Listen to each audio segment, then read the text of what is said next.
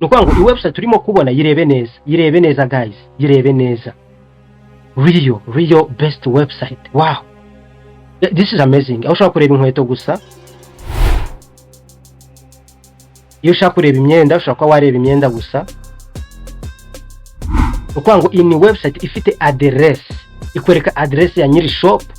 Nuko ngo ni website ikubwira ko to delivering ibintu mu gihe gito, ikubwira ko ibicuruzwa byacu n'umwimerere bifite ubuziranenge. Ni website ikubwira ko uhabwa ubufasha bwuzuye ako kanya, delivery nako kanya.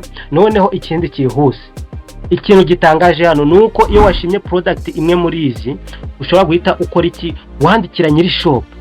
Twashizemo WhatsApp yanjye, dukanze kuri button yashize kuzana hehe kuri WhatsApp yanjye neza ngo ndashaka kugura luxury bomber jacket rufite igiciro cya 55,000. Iyi website, iyi message ntabwo ari wowe yanditse, ni website, ni system yanditse automatically. Umukiriya nawe ashobora guhita yandika ibyo wenda bijyanye n'ibyo ashaka, ariko ukora ko automatically system isimwandikira iki. Wow, this is amazing.